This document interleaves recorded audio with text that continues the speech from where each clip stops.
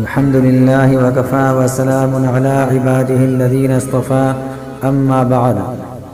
معزز ناظرین، السلام علیکم ورحمۃ اللہ وبرکاتہ۔ آپ سبھی حضرات کا ہمارے چینل میں خیر مقدم ہے۔ آج میں آپ حضرات کے سامنے روزے سے متعلق ایک مسئلہ بیان کر رہا ہوں۔ مسئلہ یہ ہے اور سوال یہ ہے کہ روزے کی حالت میں ٹی وی دیکھنا اور اس پر آئے ہوئے پروگراموں کو دیکھنا کیسا ہے؟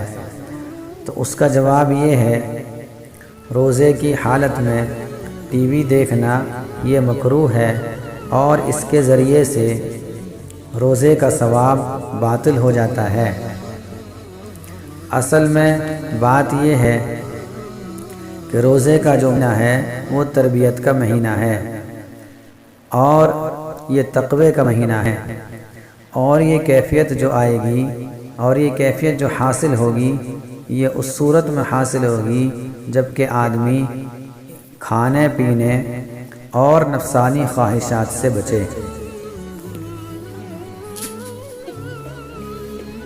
اور اسی طریقے سے زبان، کان اور نگاہ کی بھی گناہوں سے حفاظت کرے۔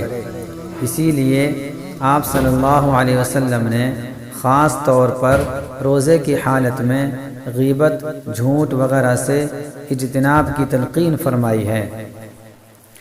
دوسری وجہ یہ ہے کہ ٹی وی میں ایک تو تصویریں آتی ہیں اور تصویروں کی حدیث میں سخت ممانعت آئی ہے، اور ایک بات یہ ہے کہ ٹی وی کے اندر جو پروگرام ہوتے ہیں عام طور پر اس کے اندر فحش مناظر آیا کرتے ہیں، اور ظاہر سی بات ہے کہ ان فحش مناظر کا دیکھنا سخت گناہ ہے۔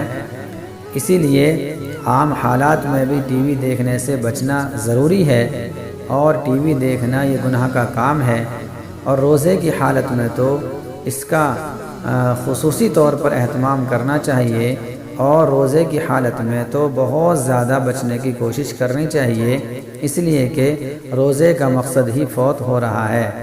اگر آدمی روزے کی حالت میں ٹی وی پر پروگرام دیکھے اور فحش مناظر کو دیکھے گا تو روزے رکھنے کا جو مقصد ہے تقویٰ وہ فوت ہو جائے گا، اور دوسری بات یہ ہے کہ روزے کا ثواب بھی فوت ہو جائے گا۔ اس لیے روزے کی حالت میں خاص طور سے بچنا چاہیے۔ ویسے تو پورے سال ہی ٹی وی کی وبا سے بچنا بہت ہی ضروری ہے۔ اللہ تعالی ہم سب کو عمل کرنے کی توفیق نصیب فرمائے، آمین۔ وآخر دعوانا الحمدللہ رب العالمین۔